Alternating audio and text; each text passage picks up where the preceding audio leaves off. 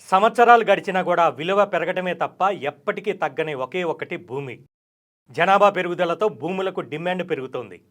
Demand ఎక్కువగా ఉండటం, భూముల లభ్యత తక్కువగా ఉండటంతో ధరలు రాకెట్ స్పీడ్తో దూసుకెళ్తున్నాయి. ఈ నేపథ్యంలో ల్యాండ్పై ఇన్వెస్ట్ చేసేందుకు ఇంట్రెస్ట్ చూపిస్తున్నారు చాలామంది. భూములపై పెట్టుబడి వేలల్లో పెడితే లక్షల్లో, లక్షల్లో పెడితే కోట్లల్లో లాభం వస్తుందంటంలో ఎటువంటి సందేహం లేదు. మరి మీరు కూడా ల్యాండ్పై పెట్టుబడి పెట్టాలనుకుంటున్నారా? అయితే ఇప్పుడే స్థలాలను కొనేయండి, లేదంటే అదనపు భారం మోయాల్సి వస్తోంది. ఎందుకంటే రాష్ట్ర ప్రభుత్వం భూముల రిజిస్ట్రేషన్ విలువ పెంపునకు రెడీ అవుతోంది. తెలంగాణలో అధికారం చేపట్టిన కాంగ్రెస్ ప్రభుత్వం కీలక నిర్ణయాలు తీసుకుంటూ ముందుకు సాగుతోంది. ఈ క్రమంలో ల్యాండ్ రిజిస్ట్రేషన్ వాల్యూను పెంచేందుకు సిద్ధమవుతోంది అని తెలుస్తోంది. అయితే ఖాళీ స్థలాలపై ఎక్కువగా పెంచే ఆలోచనలు ఉన్నట్లుగా సమాచారం. రిజిస్ట్రేషన్ వాల్యూ 30% పెరిగే ఛాన్స్ ఉందంటున్నారు అధికారులు. స్టాంపులు రిజిస్ట్రేషన్ శాఖ జోన్ల వారీగా రివ్యూ చేసి 4,000 కోట్ల రూపాయలకు పైగా అదనపు ఆదాయం సమకూరినట్లుగా అంచనా వేస్తోంది.